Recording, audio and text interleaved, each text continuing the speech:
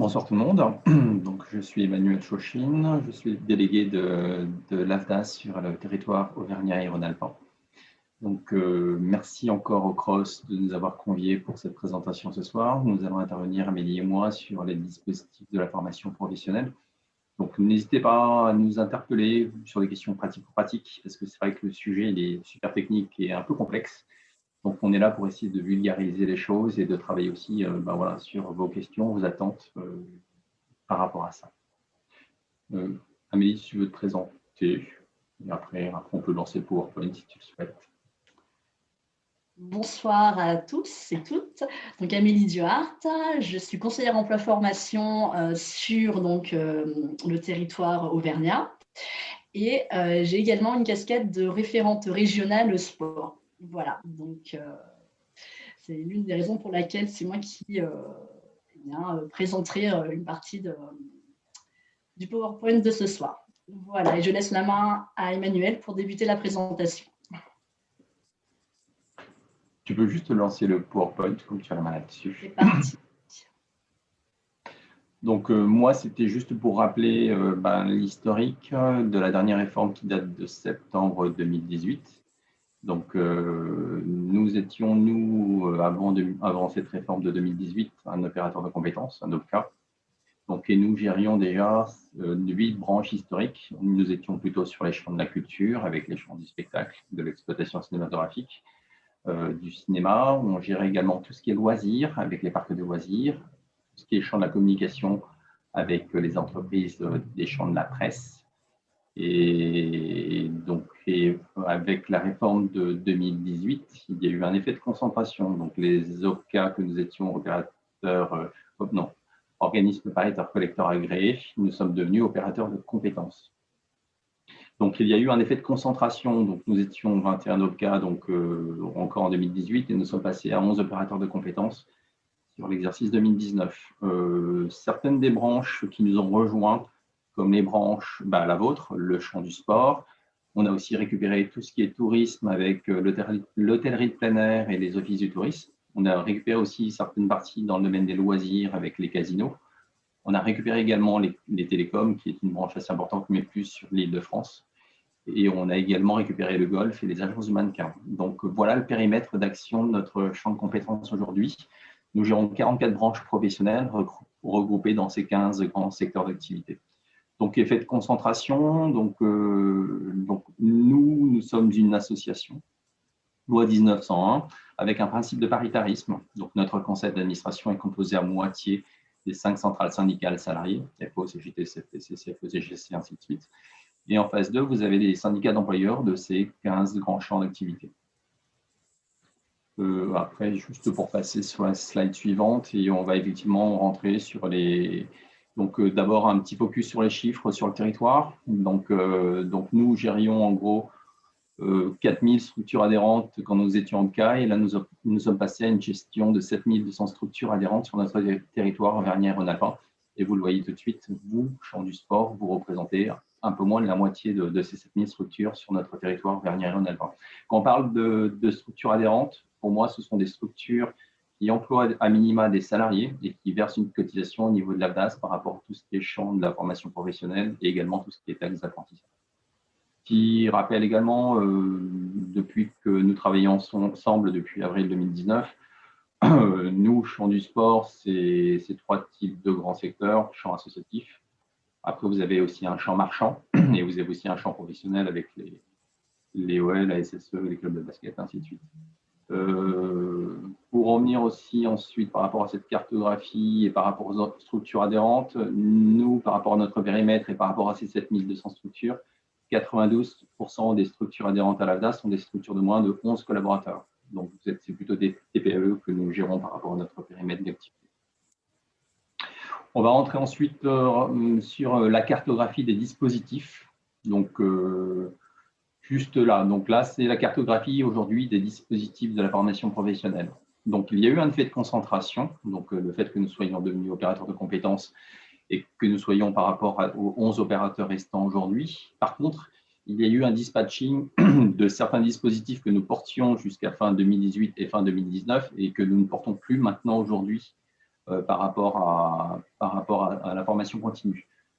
Pour exemple, je vais commencer par le compte personnel de formation. Nous gérions le financement de ces dispositifs jusqu'à fin 2019. Maintenant, les salariés qui veulent utiliser leur crédit formation dans le cadre du compte personnel de formation, maintenant, ils le font en direct sur le site Mon compte personnel de formation. Et c'est la Caisse des dépôts et consignations qui a repris la main sur la gestion et le financement de ces parcours. Nous étions au passif, nous gérions tout ce qui est congé individuel de formation, tout ce qui est reconversion professionnelle jusqu'à fin 2018. Ça, on ne le fait plus maintenant depuis 2019. Si vous avez des salariés de vos structures qui souhaitent se reconvertir, donc ancien dispositif de congé individuel de formation, maintenant, c'est plus ça. C'est devenu le CPF de transition et c'est Transition Professionnelle qui gère maintenant ce type de dispositif. Donc, pour des salariés en CDI qui sont à occuper des fonctions dans le champ du sport et qui souhaitent se reconvertir et aller sur d'autres champs de compétences, devenir boulanger, faire un parcours de transition professionnelle, il pourra taper la porte de transition professionnelle aujourd'hui. Pour information également, vous avez les dispositifs du Conseil en évolution professionnelle. Je fais un rapide tour d'horizon, même si on n'est pas opérateur, mais ça, c'est juste pour vous donner une idée de tout ça. Le Conseil en évolution professionnelle, donc maintenant, c'est porté par le réseau des CIBC sur le territoire auvergnat-rhône-alpin. Un conseil en évolution professionnelle, donc c'est accessible à tous salariés des structures et c'est pour être accompagné sur comment mettre en place un projet de formation professionnelle, monter en compétences, se reconvertir, utiliser son CPF. Donc, il peut y avoir un accompagnement qui est gratuit et proposé par ces CIBC. Nous, AFDAS, donc nos missions principales aujourd'hui sont tournées vers prioritairement l'alternance. Nous étions déjà opérateurs à gérer les contrats de professionnalisation et sur 2020, nous nous sommes retrouvés à gérer maintenant tout ce qui est contrat d'apprentissage. Donc, dispositif fortement utilisé par vous, entreprises du secteur. Juste pour vous donner un chiffre, 2020, donc sur notre territoire auvergnat-rhône-alpin, sur la délégation, nous avons financé 2300 contrats d'apprentissage. Et sur ces 2300 contrats d'apprentissage, 1200 ont été signés avec vous dans le secteur du sport. Après, effectivement, il y a eu différentes choses. C'est vrai que vous êtes déjà un secteur à pas mal utiliser tout ce qui est régime de l'alternance, notamment sur les contrats d'apprentissage, avec vos 2 CFA du territoire, le CFA en Auvergne et le CFA de Rhône-Alpin. Et donc voilà. Et après, il y a eu aussi l'effet domaine, il ne faut pas se le cacher, de l'aide de l'État dans le cadre du plan de relance, c'est des 8 000 € sur tout recrutement que vous faites et que vous ferez d'ici la fin du mois de février. Amélie reviendra de toute façon sur le dispositif du contrat d'apprentissage. En parallèle de ça, nous continuons, nous, à porter les dispositifs de financement que sont le plan de développement des compétences, l'ancien plan de formation. Donc ça, c'est par contre ouvert et utilisable que pour les structures de moins de 50 en termes d'équivalent temps plein. Le champ du sport, votre branche, donc a validé aussi le fait de versements complémentaires sur des contributions conventionnelles, comme on l'appelle, le conventionnel du sport. Et ça finance différents dispositifs. Donc ça finance des actions collectives, ça finance un catalogue sport, ça finance des actions effectivement pour des bénévoles. Ça, Amélie, effectivement, vous fera aussi une présentation par rapport à ça. Pour finir, en dessous de cette petite présentation, nous sommes amenés aussi depuis déjà 3 ans à financer des dispositifs d'appui conseil. Ce n'est pas de la formation. Là, c'est des fonds qu'on a récupérés, un de l'État, et l'année dernière, on a récupéré aussi des fonds de la part de la Directe Auvergne-Rhône-Alpes. Ça, c'est quand des structures souhaitent être accompagnées et souhaitent se professionnaliser sur différentes problématiques ou thématiques. Donc, il y a un appui conseil RH, ressources humaines, pour travailler sur la structuration d'outils RH par rapport aux structures. On a lancé un appui conseil transformation digitale il y a plus d'1 an. Donc, ça, c'est en lien avec les mutations et en lien avec tout ce qui est digitalisation des pratiques. Nous avons lancé aussi un appui conseil responsabilité sociétale des entreprises, donc il y a 2 ans. Et le dernier appui conseil lancé l'été dernier sur demande de l'État, c'est l'appui conseil rebondir, donc pour accompagner les structures qui souhaitent effectivement travailler sur les démarches de diversification, stratégie éco et ainsi de suite. Donc là, ça c'est des dispositifs où des consultants peuvent être mobilisés sur un accompagnement de 5 jours, donc pour travailler effectivement ces problématiques-là. Et pour finir, avant de laisser la main ensuite à Amélie, nous avons ensuite récupéré des subventions, donc en lien avec le confinement qu'on a connu sur l'exercice 2020, avec les fonds du FNE, donc que l'État nous a confiées et qui continuent sur l'exercice 2021. Donc, ça permet effectivement de financer des actions de formation pour vos salariés qui sont mis en activité partielle. Donc, on reviendra sur les critères 2021. Voilà. Et après, il y a également du FSE, Fonds social européen, récupéré, mais ça, c'est uniquement pour des structures d'une taille assez importante de plus de 50 salariés en termes de TP. Voilà rapidement sur un premier niveau d'information. Est-ce que vous avez déjà des questions avant de rentrer plus dans la technicité ?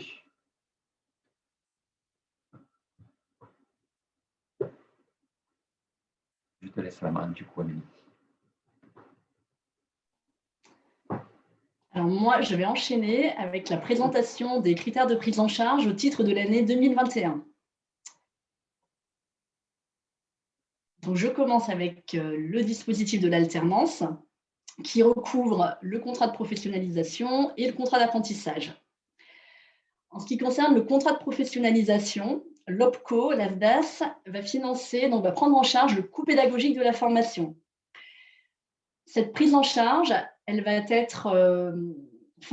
se faire en fonction du niveau du diplôme visé lors du contrat de professionnalisation. Donc, par exemple, pour un BPGEPS, un diplôme donc de niveau bac, eh bien, on sera sur une prise en charge plafonnée à 13 € de l'heure, car on considère que le BPGEPS, qui ouvre au métier d'éducateur sportif, eh bien, est considéré comme une formation cœur de métier. Voilà, donc on sera à un plafond de 13 € de l'heure. Voilà. Ensuite, il va y avoir des prises en charge différentes pour les publics dits spécifiques. Par exemple, une personne reconnue travailleur handicapé, le public de la nouvelle chance ou également les salariés de GEC. Là, on va avoir des prises en charge, donc un barème horaire différent. Également, donc, le contrat d'apprentissage. Donc là, on va être sur un financement qui va être basé sur un niveau de prise en charge défini par France Compétences et la branche professionnelle du sport. Donc, l'OPCO va se référer à ce niveau de prise en charge et en fonction, eh bien, vous indiquera, fixera la prise en charge du contrat. Encore une fois, là, on va intervenir sur la prise en charge du coût pédagogique. On peut également prendre en charge des frais annexes, comme l'hébergement, les repas, si ces frais annexes sont portés par le CFA. C'est le CFA qui va devoir facturer l'OPCO.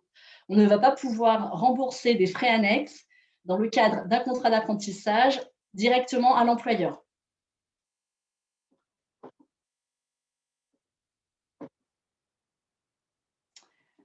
Ensuite, dans le cadre des contrats d'alternance, vous pouvez demander une prise en charge de formation pour le tuteur ou le maître d'apprentissage.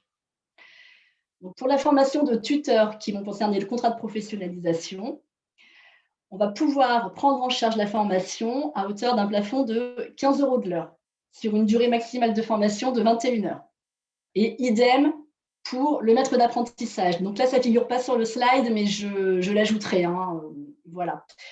Donc, sachez que ce soit pour les tuteurs ou les maîtres d'apprentissage, si besoin, nous pouvons financer une formation de tuteur. Cette formation de tuteur, elle peut donner lieu à ce qu'on appelle l'aide à l'exercice de la fonction tutorale. Donc là, il s'agit d'une aide de 115 € par mois sur une durée maximale de 12 mois. Et ça, c'est à condition que le tuteur ait suivi une formation en tant que tuteur. Donc, l'aide à l'exercice de la fonction tutorale, ce n'est pas quelque chose qui est automatique. C'est-à-dire, c'est pas parce que vous avez déposé un contrat de professionnalisation que l'on va directement activer l'aide à l'exercice de la fonction tutorale. Ce sera à vous, donc, de nous déposer à l'issue du 6e mois de contrat de professionnalisation. Non, pardon, à l'issue du 12e mois, ça a changé cette année. À l'issue du 12e mois, il faudra facturer l'AFDAS du montant de l'aide à l'exercice de la fonction tutorale. Et ce sera conditionné, le versement de cette aide sera conditionné au fonds disponible au moment où vous allez nous facturer. Idem pour l'apprentissage. On va pouvoir vous verser une aide à la fonction de maître d'apprentissage toujours de 115 € par mois sur une période maximale de 12 mois, à condition que le maître d'apprentissage ait suivi une formation de maître d'apprentissage. Que ce soit pour l'aide à l'exercice de la fonction tutorale ou l'aide à l'exercice de la fonction de maître d'apprentissage, on vous demandera, lorsque vous allez produire la facture, de nous produire également une attestation, comme quoi la personne a bien suivi une formation de tuteur ou de maître d'apprentissage. Et idem, l'aide à l'exercice de la fonction de maître d'apprentissage n'est pas automatiquement versée. C'est à vous de la solliciter à l'issue du 12e mois de formation et c'est toujours conditionné au fonds disponible au moment donc de l'instruction de votre facture.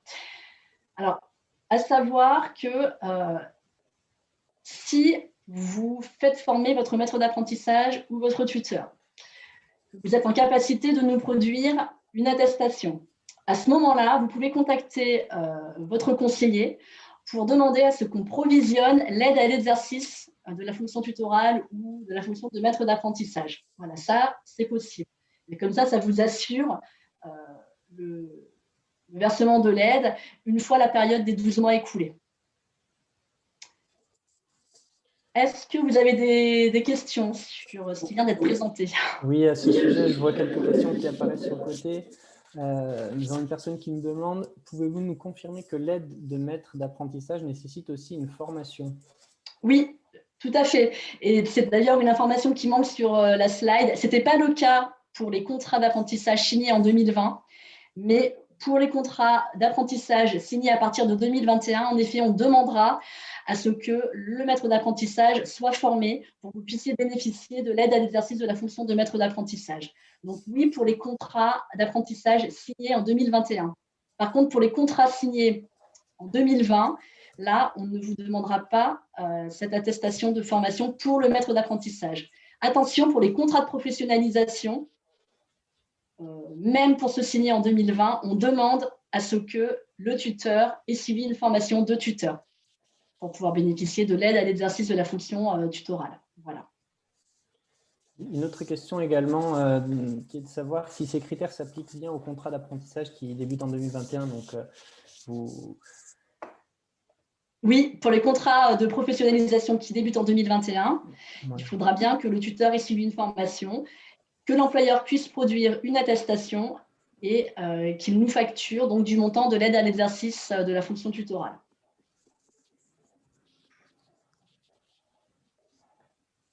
Je peux poursuivre, Gaëtan, ou on a encore d'autres questions? Oui, vous pouvez poursuivre. On avait également une autre question à laquelle M. Chouchine avait répondu, donc il n'y a pas de souci.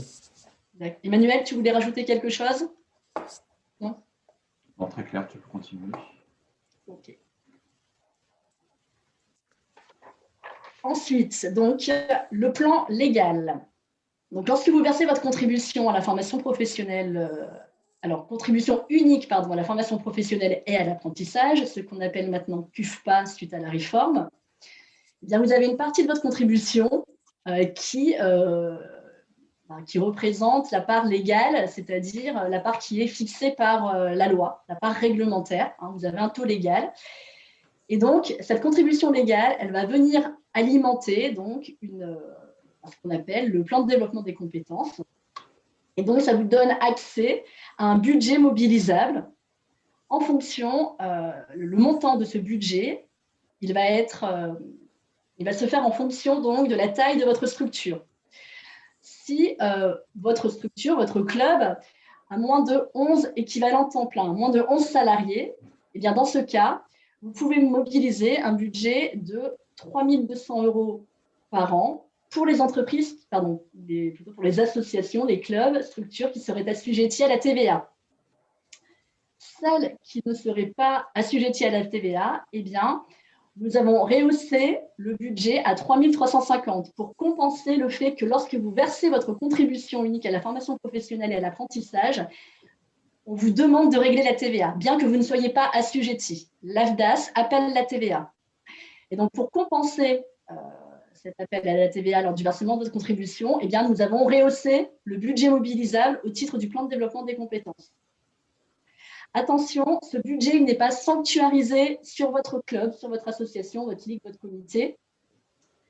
Vous pouvez mobiliser à hauteur de 3 200 € hors taxe, à condition que nous ayons les fonds disponibles au niveau national. Car les fonds, la contribution légale, elle va être mutualisée au niveau national. Et ensuite, eh bien, les fonds sont répartis au fil des demandes.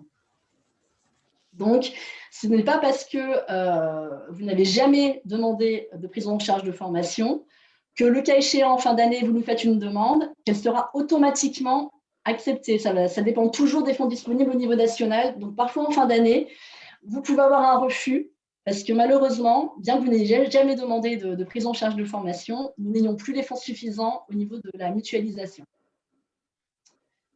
Les structures de plus de 11 à 49 équivalents temps plein peuvent mobiliser donc un budget à hauteur de 3 800 € hors taxe par an pour l'ensemble des salariés du club. Et celles qui ne seraient pas assujetties à la TVA, eh bien, voient ce budget rehaussé à 4 200 € hors taxe pour l'année pour l'ensemble des salariés. Alors justement, à ce propos, Oui. On nous pose la question de savoir si le budget annuel s'accorde pour l'ensemble de la structure ou par salarié. C'est pour l'ensemble de la structure. C'est ça. Voilà, tout à fait. Comme le disait Amélie, effectivement, il est super important que vous anticipiez le dépôt de vos demandes. Quand on a commencé à travailler avec vous, c'est vrai qu'on a constaté effectivement qu'il y avait des clubs qui se réveillaient souvent en fin d'exercice, au mois de décembre, pour déposer des demandes de financement. Et il pouvait s'avérer qu'il soit trop tard pour le faire. Donc, plus vous anticiperez un projet, notamment si le projet est assez conséquent par rapport à des salariés de vos clubs, notamment pour financer, je sais pas, un BPGEPS par exemple, pour un salarié en CDI, mieux ce sera parce que vous aurez une réponse claire et précise d'un point de vue financier. Et quand vous avez un accord de financement, nous, on procède par un système de subrogation. Donc, on donne un accord de financement et on se met en rapport ensuite avec l'organisme qui proposera cette prestation de formation pour qu'il nous facture en direct au fur et à mesure du réalisé de ses parcours. La politique conventionnelle. Donc, comme je vous l'indiquais précédemment, votre contribution unique à la formation professionnelle et à l'apprentissage, elle se décompose d'une partie légale et d'une partie conventionnelle. C'est-à-dire que la branche professionnelle du sport a fixé un taux de contribution dit conventionnel pour vous accompagner davantage dans vos projets de formation. Et donc, dans le cadre de ces fonds, de sa politique de branche, eh bien, elle a défini 5 dispositifs qui sont les actions individuelles. Donc ça, c'est tout ce qui va concerner les demandes de prise en charge que vous pouvez déposer pour vos salariés, que ce soit des formations diplômantes ou des formations transverses. Des actions collectives au sport. Donc là, on va revenir en détail sur le dispositif. Également l'appui conseil carrière sportif et entraîneur professionnel. Et enfin, le catalogue de branches. Le catalogue de branches. Et ensuite, très important, la formation des dirigeants bénévoles, à savoir que la branche professionnelle du sport sanctuarise une partie des fonds conventionnels pour financer de la formation aux dirigeants bénévoles. Il faut que ces formations soient en lien avec leur mission en tant qu'élus. Alors attention, par dirigeant bénévole, on entend toute personne ayant des missions de gestion. Alors exactement, on va y revenir, mais parce que la définition de dirigeant bénévole au sens de l'OPCO, elle est importante, mais ça, on va y revenir plus tard. Donc, pour commencer, les actions individuelles. Donc, pour financer les projets de formation de vos salariés, vous avez le plan de développement des compétences alimenté par les fonds légaux et vous avez également les fonds conventionnels. Les fonds conventionnels, ils vont être, là, vous n'allez pas avoir un budget qui va vous être attribué, comme pour le plan de développement des compétences, les fameux 3 200 € ou 3 008, mais on va appliquer un barème horaire de prise en charge. Donc, les formations qui font au maximum 70 heures, eh bien, on applique un plafond horaire de 40 € hors taxe. Les formations supérieures à 70 heures et qui visent un diplôme de maximum niveau 5, c'est-à-dire Bac plus 2. Là, on va être plafonné à 12 € hors taxe de l'heure. Enfin, les formations toujours de plus de 70 heures, mais qui vise des diplômes, des formations de niveau 6, c'est-à-dire Bac+3, et bien dans ce cas-là, on va être plafonné à 18 € hors taxe de l'heure. Vous n'êtes pas limité dans le nombre de demandes de prise en charge que vous pouvez déposer, et il n'y a pas non plus de limite dans le nombre d'heures par action de formation. Donc en clair, tant qu'on a des fonds au niveau national, eh bien, on va accepter vos demandes de prise en charge. Voilà, mais toujours au regard des barèmes que je vous ai énoncés. Voilà. Pour revenir donc aux dirigeants bénévoles, eh bien, on va pouvoir financer la formation de ces dirigeants à condition qu'ils aient des missions de direction et de gestion d'une structure, telles que les présidents, vice-présidents, trésoriers ou membres d'une instance dirigeante. Et uniquement si ces dirigeants bénévoles le sont dans des structures qui emploient des salariés et qui sont cotisantes à l'AFDAS. Et encore une fois, la formation devra être en lien avec leur mission, leur mandat. C'est-à-dire, par exemple, un président qui va vouloir se faire financer une formation dans le management ou un trésorier qui veut se faire financer une formation sur Excel. Voilà, on va être sur des formations transverses. Les formations sportives, elles sont exclues. Tout ce qui est encadrement sportif, un dirigeant bénévole ne pourra pas se le faire financer. Gaëtan, est-ce qu'on aurait des questions là à ce sujet? Non, pas de questions. Juste une précision dans le chat pour la définition du dirigeant bénévole que je note. Et si on a une personne tout de même qui nous demande s'il y a des plafonds, bien sûr, pour les bénévoles. C'est les mêmes, voilà, c'est les plafonds que je viens de vous indiquer. Voilà. Et c'est toujours dans la limite des fonds, de l'enveloppe que la branche a réservée pour les dirigeants bénévoles. Voilà, mais on sera sur ces plafonds conventionnels. La question est de savoir aussi si un secrétaire ne peut bénéficier de ces plans également. Un secrétaire, c'est-à-dire un secrétaire général? Alors, je suppose qu'on parle de secrétaire bénévole rattaché. Oui, voilà, ça doit être ça, c'est ça. Oui, tout à fait. Un secrétaire, un secrétaire général peut bénéficier donc de ces fonds pour une formation en lien avec son mandat. Voilà. Et par ailleurs, à quel moment peut-on faire la demande? Alors, nous, on vous conseille d'anticiper au maximum, comme vous l'expliquait Emmanuel, comme je vous l'explique également, comme on fonctionne sur des fonds mutualisés au niveau national. En clair, premier arrivé, premier servi. Donc, plus tôt vous faites la demande, plus vous avez de chances d'avoir un financement de formation. Moi, je conseille souvent aux adhérents de déposer leur demande de prise en charge un mois minimum avant le départ en formation, de manière à ce qu'on puisse vous apporter une réponse avant le départ en formation. Voilà, que nos équipes, nos services aient le temps d'instruire la demande et revenir vers vous si besoin, et sinon de vous apporter une réponse quant à la prise en charge de la formation avant le départ en formation. Voilà. Il y a la question, la réponse à la question de Thomas Champion, de savoir si ces formations doivent être professionnalisantes pour des dirigeants bénévoles. Non. Et la plupart du temps, ce sont plutôt des formations courtes de perfectionnement, d'adaptation, notamment par rapport à un président, sur des thématiques de management, pourquoi pas, ou sur comment gérer, sur des modules de comptabilité, de gestion, ça peut être ça peut être aussi sur des modules en lien avec la communication digitale. Mais comme le disait Amélie, on ne pourra pas nous financer pour des bénévoles dans le champ du sport des formations métiers sur un BPGEPS, par exemple, ou un DE, ça, c'est pas possible. C'est uniquement des formations courtes et en lien avec les fonctions qu'ils occupent.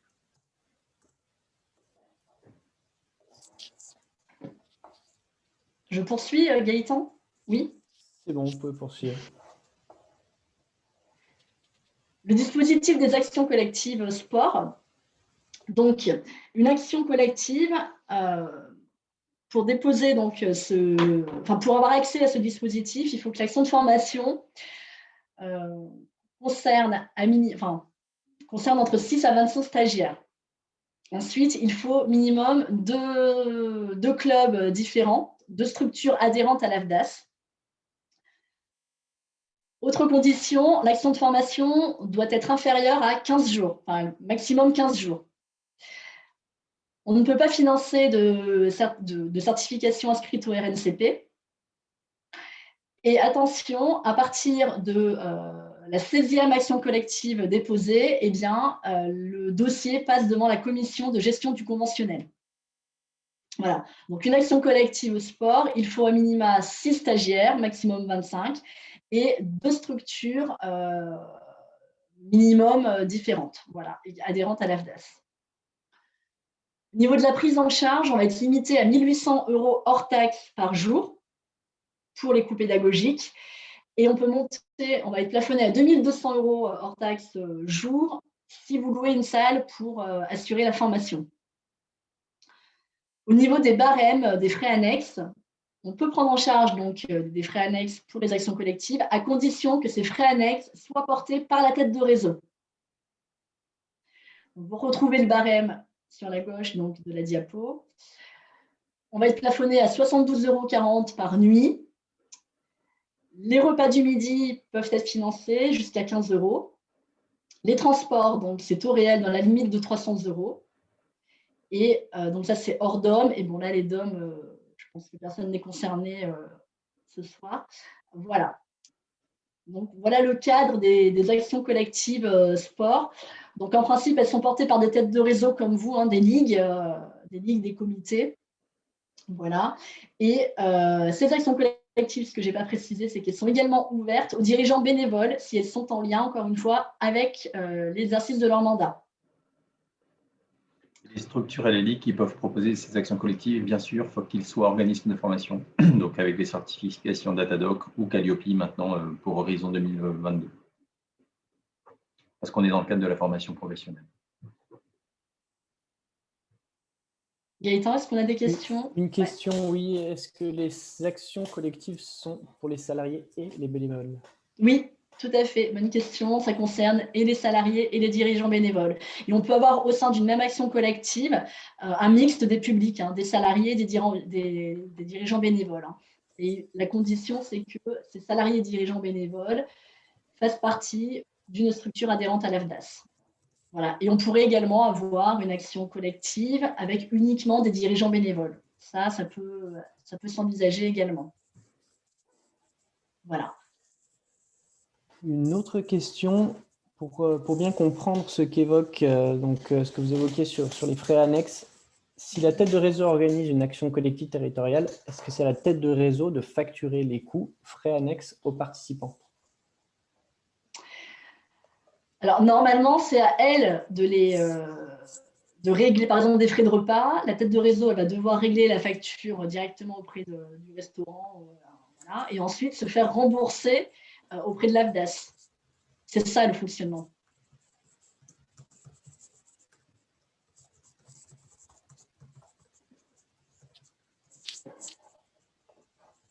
Très bien, merci. Après, juste aussi pour intervenir là-dessus, si vous avez des structures par rapport à vos différentes ligues et si vous avez des besoins d'information aussi bien par rapport à vos collaborateurs salariés sur différentes thématiques en lien avec vos activités, aussi bien formation métier sport que des formations transversales ou par rapport à des formations sur des besoins en lien avec vos dirigeants bénévoles, ça, il ne faut pas hésiter à le faire remonter par rapport à des structures qui peuvent proposer ce type de prestations de formation, soit comme le CROSS ou d'autres ligues qui sont également organismes de formation. Et c'est de ces besoins qui sont remontés du terrain et de vous, adhérents, que pourront se construire ces offres de formation sur les territoires. Je me permets juste de rebondir sur ce que évoque Emmanuel. Ça va s'officialiser là un peu la fin, j'allais dire à la fin du mois, donc on est le 28 janvier, donc ça va. Je ne sais pas si vous le savez, mais le CROSS, donc Auvergne-Rhône-Alpes, est certifié Calliope. On est un organisme de formation qui peut prétendre du coup au montage de ces actions collectives territoriales. On va présenter, je pense, courant février, on n'a pas encore la date, les modalités du coup des portages des éventuelles actions collectives à la demande du réseau, que ce soit l'ECDOS ou des ligues et des comités régionaux, voire des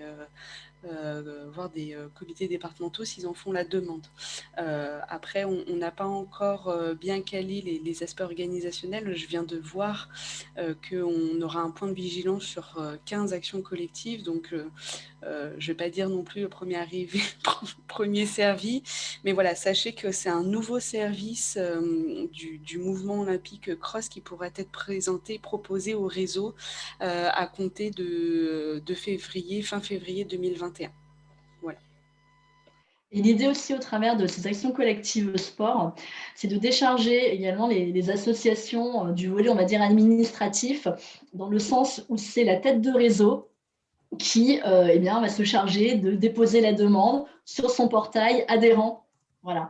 Et donc, si vous voulez, les salariés des différents clubs qui participent donc à cette action collective, les employeurs là n'auront rien à saisir sur leur portail, pas de démarche administrative. Donc voilà, c'est aussi l'un des objectifs des actions collectives, au-delà bien sûr de professionnaliser eh bien, les différents acteurs et le secteur.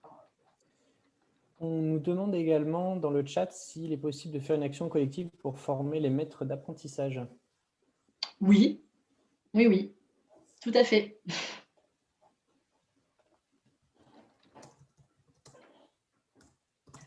J'enchaîne avec le catalogue sport. Donc, la branche professionnelle du sport finance un catalogue sur les fonds conventionnels. Ce catalogue est construit autour de 17 thématiques, telles que on va avoir la communication, l'activité physique adaptée, l'analyse vidéo. Enfin, voilà. C'est assez large comme thématique de formation. Voilà, donc les adhérents ont la possibilité eh bien, de s'inscrire à l'une de ces formations et du coup, le financement se fait sur les fonds conventionnels et n'impacte pas le budget au titre du plan de développement des compétences. Voilà, il y a des fonds dédiés pour ces actions-là. Voilà, donc je vous invite à consulter donc, sur notre site le catalogue sport afin d'en prendre connaissance et voilà, de voir si certaines thématiques pourraient intéresser vos salariés. On a des questions, Gaëtan, à ce sujet? Je vois que ça clignote. Oui, oui. Est-ce que ce catalogue sport est un catalogue national ou régional? Non, c'est un catalogue national. Pour information, là, le catalogue sport est reconduit à l'identique par rapport à 2020, mais dès cette année, il y a une commission au sein de la branche qui va travailler, plancher sur le catalogue 2022, et il est notamment question qu'on puisse régionaliser le catalogue, enfin, voilà, qu'on puisse faire des propositions plus proches des territoires. Voilà, parce que c'est vrai qu'actuellement, on va avoir des actions de formation dans les grandes villes.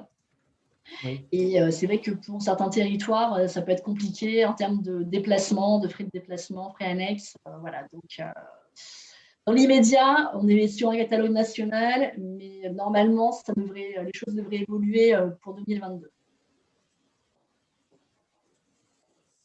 N'hésitez pas également à reprendre dans le chat les liens qui sont partagés, même si je les remets de côté pour ensuite vous les transmettre. Je vois l'heure qui tourne. Alors, le problème, c'est que j'ai des liens, mais si on commence à aller sur les liens, j'ai peur que… Non, pardon, excusez-moi, je parlais pour les participants. Voilà, D'accord. Mais je le reprendrai dans un document qu'on transmettra par la suite, sans problème. Très bien.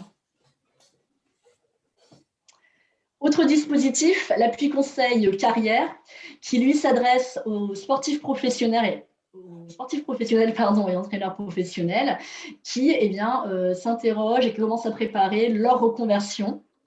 Voilà, donc ils peuvent mobiliser cet appui conseil pour travailler sur cette future reconversion. Donc ça, c'est un dispositif qui est à leur main. C'est à eux d'en faire la demande via le site de l'AFDAS. Voilà, et donc, si vous voulez, l'AFDAS a conventionné avec des consultants experts dans le milieu sportif pour accompagner sur une durée, je crois que c'est maximum 4 jours, qui peut se dérouler entre 4 et 9 mois. Voilà, donc pour les accompagner dans la construction de ce projet de reconversion. Voilà, donc vous pouvez diffuser l'information auprès des sportifs professionnels et entraîneurs professionnels qui n'hésitent pas à nous solliciter. Et cet accompagnement est financé à 100%. Voilà.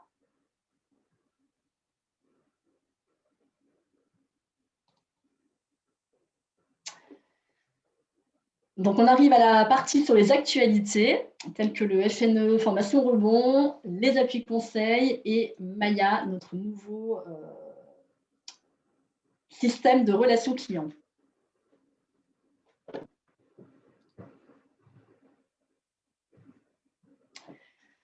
Donc, le FNE Rebond, l'AFDAS a obtenu des fonds de l'État pour financer la formation des salariés en activité partielle.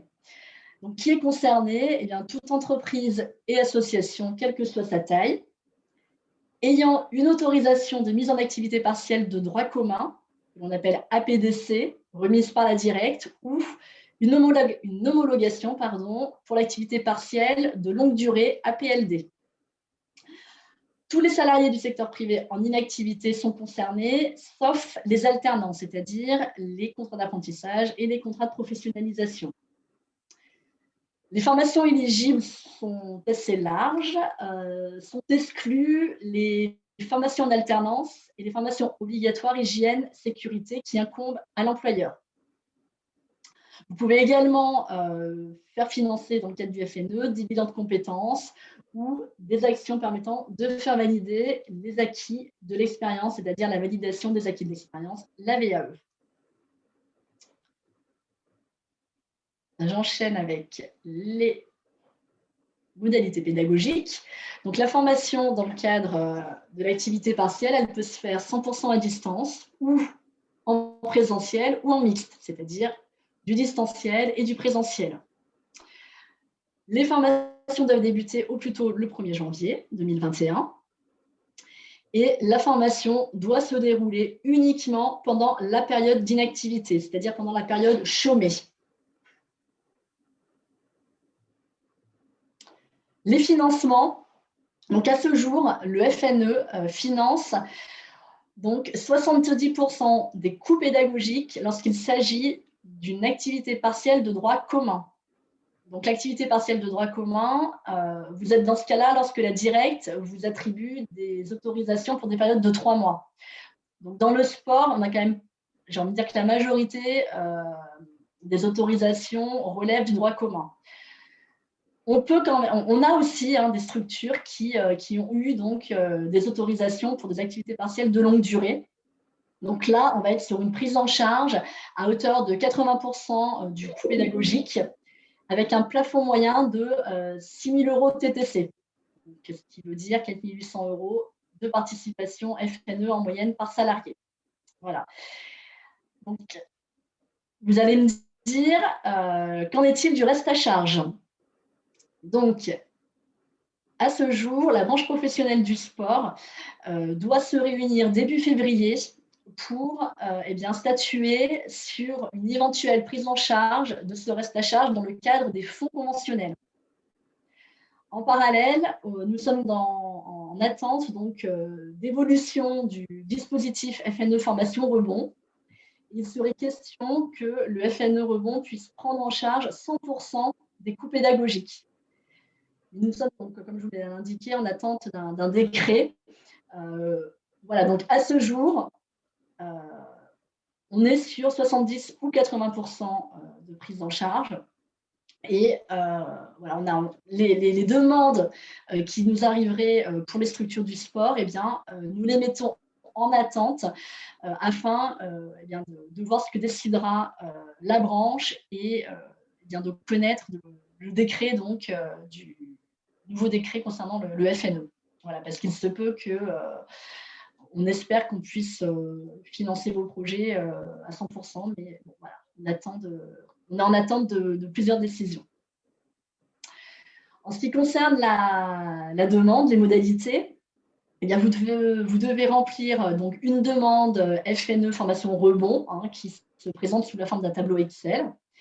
Cette demande, elle doit être envoyée à votre conseiller emploi formation, accompagnée d'un devis, d'un programme de formation et d'une notification d'activité partielle qui indique donc que la directe vous autorise à être en activité partielle sur une période donnée. De votre côté, vous devrez également récupérer un courrier d'accord du salarié qui indique qu'il est bien OK pour suivre la formation pendant son activité partielle.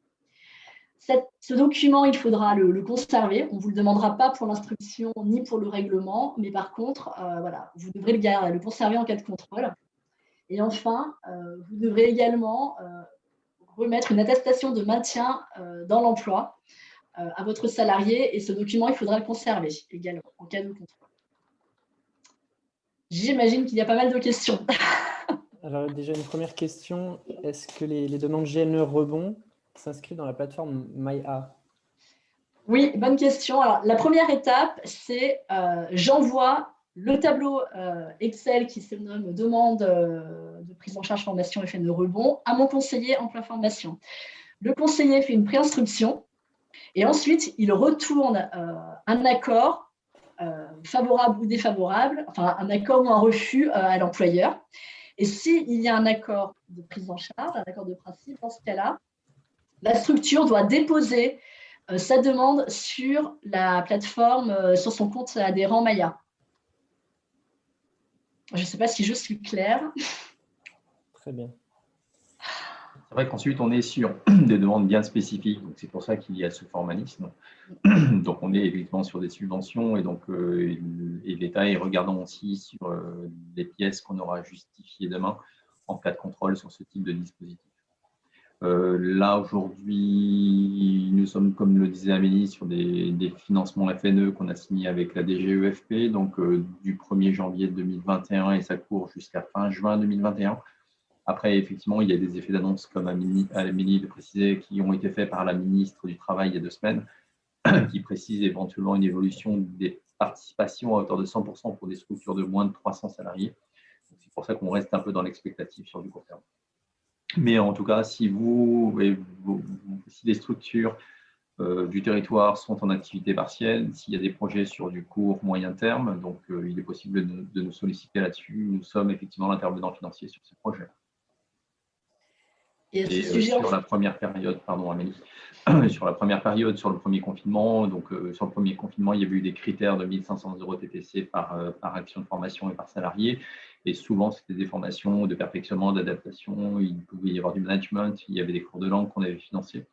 Certains collaborateurs en ont profité pour faire des bilans de compétences. Donc, il faut que ça soit des actions de formation, donc avec un organisme de formation, donc qu'il soit Datadoc ou Calliope, et il faut que ça soit des actions de formation professionnelle.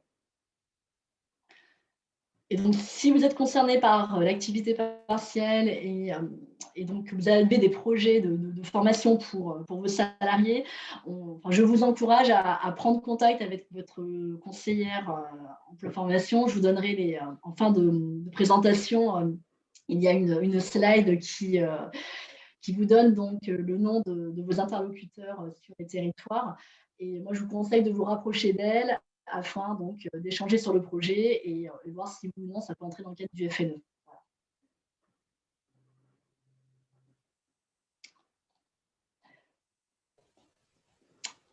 Autres dispositifs qui font partie de l'offre de services donc de l'AFDAS, les appuis conseils, dont Emmanuel a commencé à vous parler en début de présentation. Donc l'AFDAS propose des accompagnements que l'on appelle appui conseil pour aider donc nos adhérents à se structurer, se professionnaliser. Et donc ces appuis conseils se distinguent entre 4 thématiques. On va avoir l'appui conseil responsabilité sociétale de l'entreprise. Donc, qu'est-ce qu'on met derrière ça? Eh bien, tout ce qui concerne l'environnement, tout ce qui concerne la valorisation de sa marque employeur, les politiques RSE, la cohérence de son activité, tout ce qui concerne aussi le handicap, l'égalité. Voilà, on peut retrouver toutes ces thématiques derrière la RSE. On a également l'appui conseil ressources humaines. Donc là, on va être sur des problématiques en lien avec les obligations légales, l'organisation de votre structure, la politique de recrutement, les politiques de rémunération, et bien entendu le développement des compétences de vos salariés. Également la favorisation de la qualité de vie au travail. Donc, alors là, ce n'est pas exhaustif, hein, c'est des exemples. Hein, on peut retrouver également d'autres thématiques derrière tout ça. On va également avoir un accompagnement, enfin un appui conseil transformation digitale. Donc lui, on va être là sur des problématiques de développement de réseaux sociaux, la mise en place d'un CRM. Donc ça, c'est tout ce qui est relations clients. Bon, vous, ça vous concerne peut-être moins. On va être également sur toutes les problématiques de digitalisation de process, la mise en place d'outils partagés. Donc là, c'est pas mal d'actualité avec la période que l'on vit actuellement, avec le déploiement du télétravail notamment. Voilà. Et enfin, le petit dernier, l'appui conseil Rebondir, qui lui a été mis en place donc, à l'issue du premier confinement pour accompagner nos adhérents à sortir de la crise, vous permettre de redémarrer votre activité dans de meilleures conditions, poursuivre peut-être pour certains une réorganisation qui aurait été engagée pendant cette période de crise sanitaire, repenser votre activité, peut-être diversifier, réfléchir à la diversification de vos activités et également pérenniser donc, les bonnes pratiques qui ont pu émerger donc, lors de cette première phase de confinement. Voilà. Donc, ces appuis conseils, eh bien, comment ils sont concrètement, comment ça se passe? Eh bien, vous êtes accompagné par un cabinet, un consultant spécialisé sur une durée de maximum de 5 jours et sur une période de 12 mois. Voilà. Et donc, le cabinet que vous aurez choisi parmi toute une liste de cabinets qui ont conventionné avec l'AFDAS vous accompagnera dans la résolution de certaines de vos problématiques qui peuvent tourner donc, autour de la RSE, des RH, la transformation digitale, où on peut regrouper ces différentes thématiques à l'intérieur de l'appui conseil Rebondir. Voilà, et donc le financement est assuré à 100% pour les structures de moins de 50 ETP par l'AFDAS. Et comme le disait Emmanuel, on bénéficie donc de fonds de la Directe également pour cofinancer ces appuis conseils. Les appuis conseils peuvent être individuels, donc ça peut être une structure, donc à minima qui emploie un permanent, ça fait partie des critères par rapport à la mise en place de ces appuis conseils. Donc si la structure souhaite travailler effectivement une problématique, donc nous on l'invite à regarder la liste des cabinets labellisés par rapport à chacun de ces dispositifs. Là je vous ai fait passer un petit lien par rapport à ça. Donc vous avez une petite quinzaine de cabinets ou un peu moins par dispositif. Je vous invite à en solliciter un ou deux, à minima, enfin, voire trois, en expliquant les problématiques que vous souhaitez travailler. Et ensuite, vous aurez effectivement un retour de ces cabinets sur une proposition d'intervention. Donc, pour rappel, on n'est pas sur de la formation, donc c'est un consultant qui se déplace chez vous, qui va, entre guillemets, dans un premier temps, faire un audit de la structure, de ce que vous souhaitez travailler, des problématiques. Ensuite, de travailler avec vous, enfin, vous fera ensuite une proposition d'intervention, d'un plan d'action, et travaillera ensuite avec vous ce plan d'action. C'est vrai que votre branche, vous nous avez pas énormément sollicité jusqu'alors là-dessus. Hormis ici, il y a certaines disciplines, notamment qui nous ont déjà sollicité sur des problèmes, enfin pour travailler sur des approches de mutualisation. Donc ça peut être ça. Donc l'appui conseil peut être individuel, comme je le disais, mais ça peut être également un appui conseil qui peut être collectif sur plusieurs structures d'une même discipline ou interdisciplinaire. Donc regardez ça, c'est vrai que c'est un outil qui est intéressant, notamment sur les démarches de professionnalisation de vos différentes structures. Alors, il est également demandé s'il est nécessaire de formaliser une demande spécifique pour bénéficier de cet appui conseil. Oui, alors, une demande spécifique. Déjà, la première chose, je pense, c'est de contacter son conseiller, là aussi, et de lui faire part de son besoin, de sa problématique, pour dégrossir un petit peu avec lui et voir si, en effet, ça nécessite un appui conseil. Et ensuite, il faut simplement déposer donc, sa demande sur son portail adhérent Maya. Là, vous avez la possibilité de sélectionner l'appui conseil en tant que dispositif pour faire votre demande. Et là, on vous demandera également de joindre la proposition d'intervention que vous aura remis le cabinet que vous aurez sélectionné. Voilà, donc la procédure, c'est déposer sa demande sur Maya, accompagnée donc de la proposition d'intervention du cabinet. Voilà. Mais c'est vrai que ça peut être bien en amont d'avoir échangé avec son conseiller, voilà, pour qu'il soit au moins au courant du projet et voilà, qu'il puisse suivre ça. Voilà.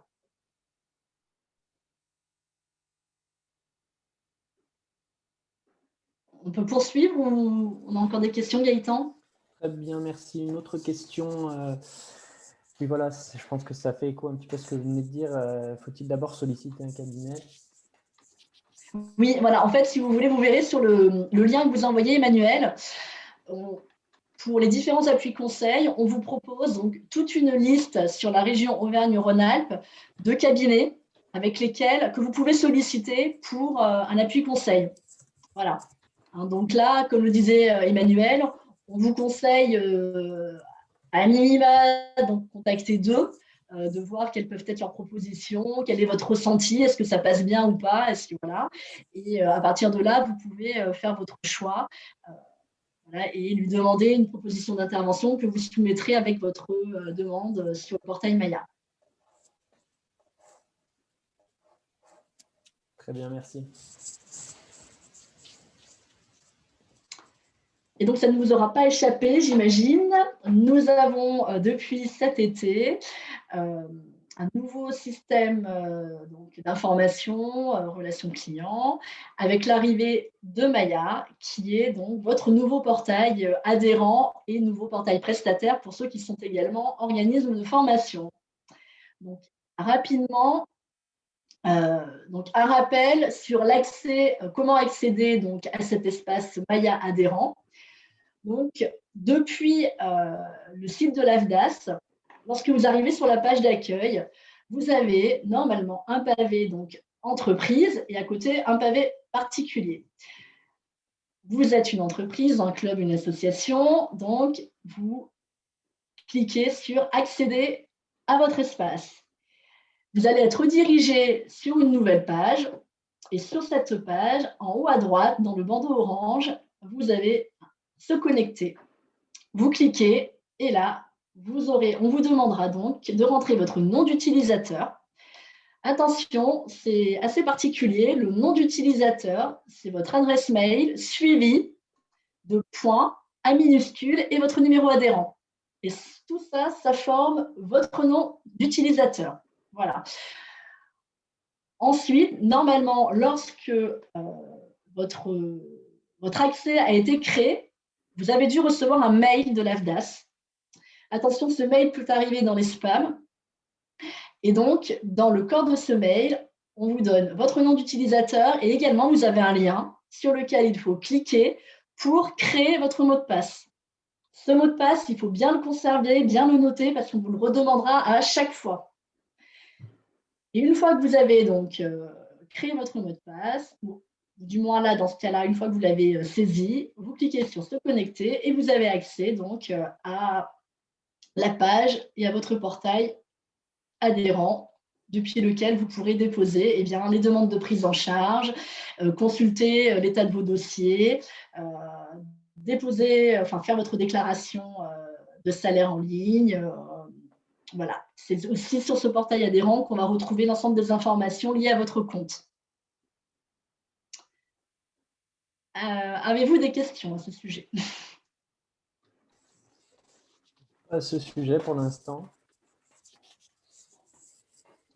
Et vous avez également des tutoriels sur sur le site de l'AFDAS. Vous retrouvez des tutoriels et des guides utilisateurs, notamment.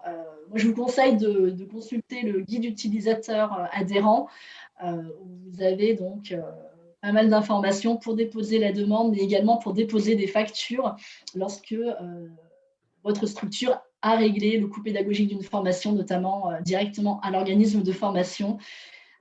Voilà, donc. Il y a pas mal d'informations dans le guide utilisateur adhérent que je vous conseille de consulter. Voilà, et vous pouvez également trouver des guides sur le dépôt d'une demande de prise en charge, sur le dépôt d'un contrat d'apprentissage, d'un contrat de professionnalisation. Voilà. Emmanuel, tu as quelque chose à ajouter sur Maya? Non?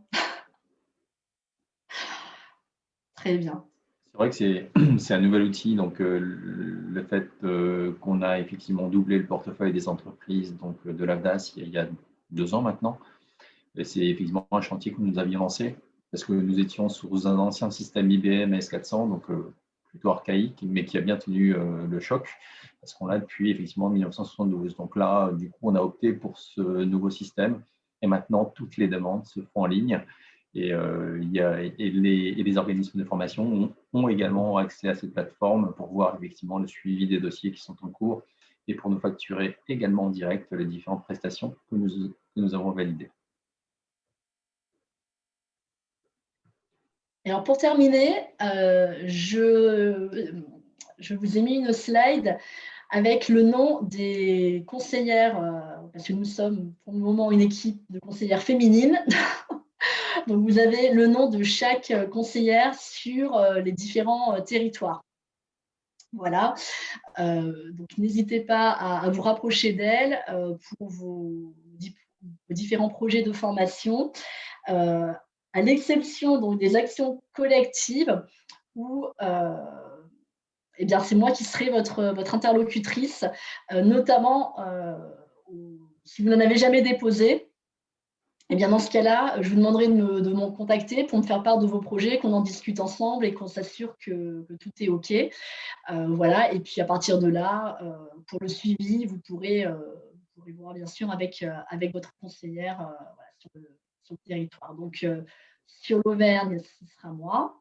Sur la Haute-Savoie et la Savoie, c'est Isabelle Pinet. Sur l'Ardèche, la Drôme, la Loire et le Rhône, Hélène Bonny. Et enfin, sur l'Isère et le Rhône, Fanny Deschenaux. À savoir que nous avons le plaisir d'accueillir début mars une nouvelle collaboratrice.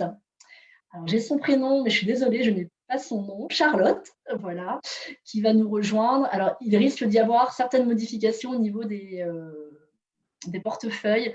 Voilà, mais bon, dans un premier temps, vous pouvez vous baser sur ce slide et le cas échéant, on vous orientera sur Charlotte si c'est elle qui est en charge de votre territoire. Voilà.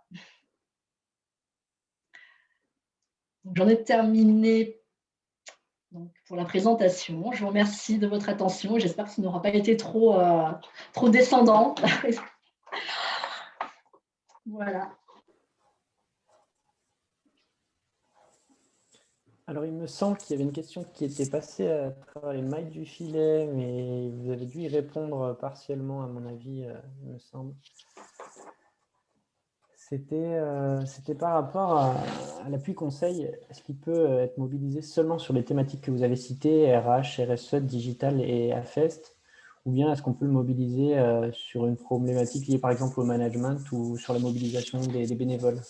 Alors, le management, ça fait partie des problématiques qui peuvent être couvertes par l'appui conseil et ressources humaines.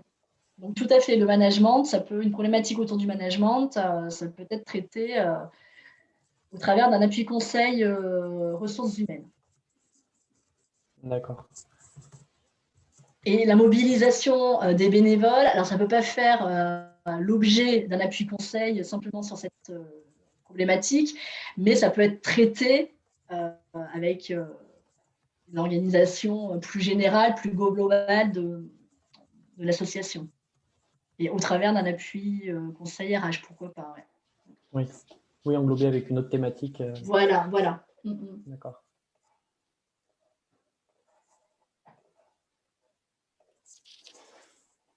Est-ce que vous avez des questions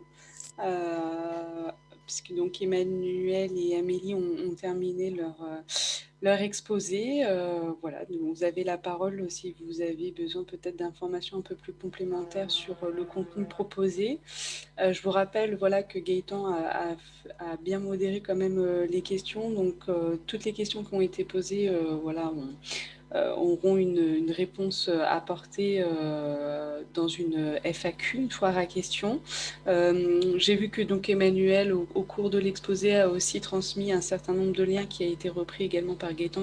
Donc, ces éléments-là vous seront également envoyés. Donc, maintenant, n'hésitez pas, vous avez la parole. N'ayez pas peur.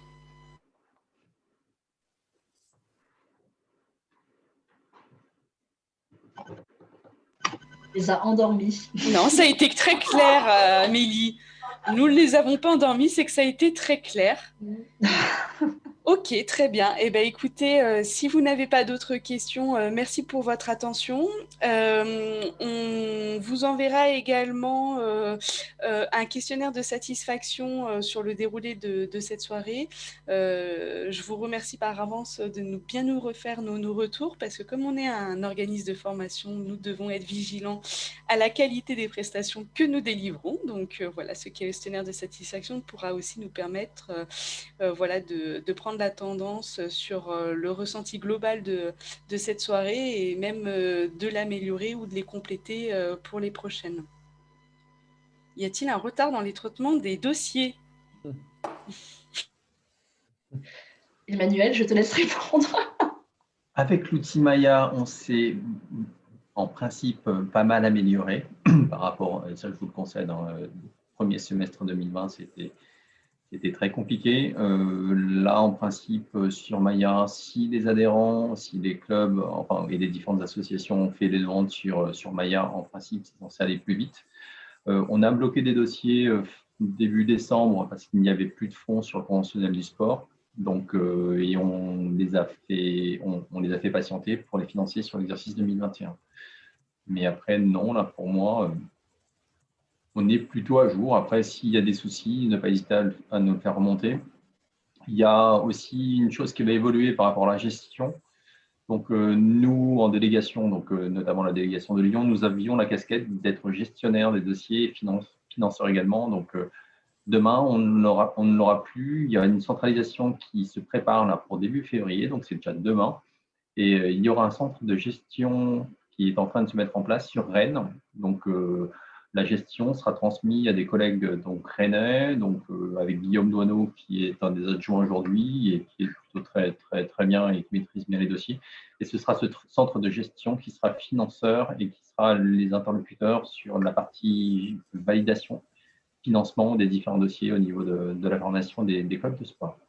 Nous, sur nos territoires et sur la délégation Auvergne-Rhône-Alpes, Amélie vous a parlé effectivement de 5 conseillères emploi formation expertes, mais vous aurez aussi des collaborateurs donc, qui seront aussi là pour accompagner les structures sur d'autres points, sur l'accompagnement sur Maya pour ceux qui ont certains soucis.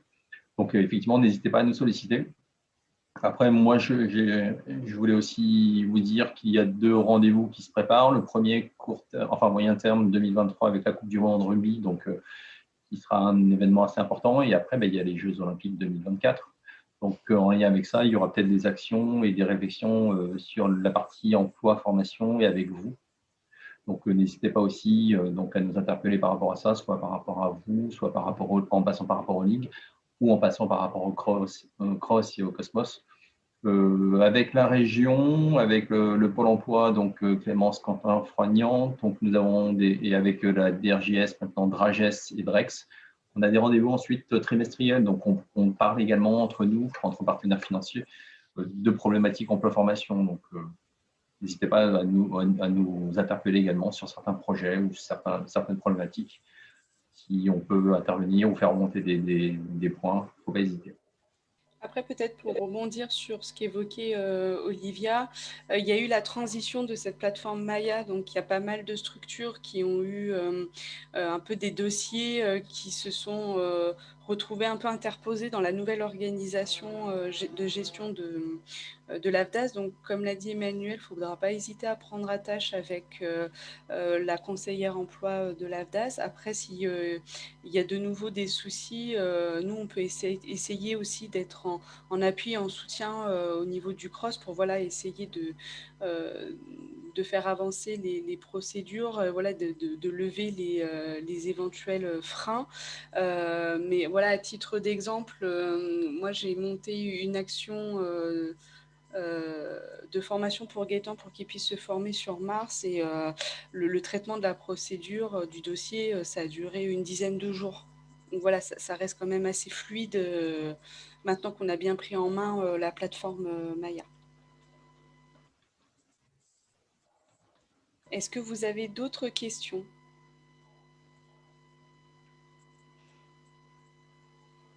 C'est tout bon ? Eh bien, écoutez, merci pour votre écoute.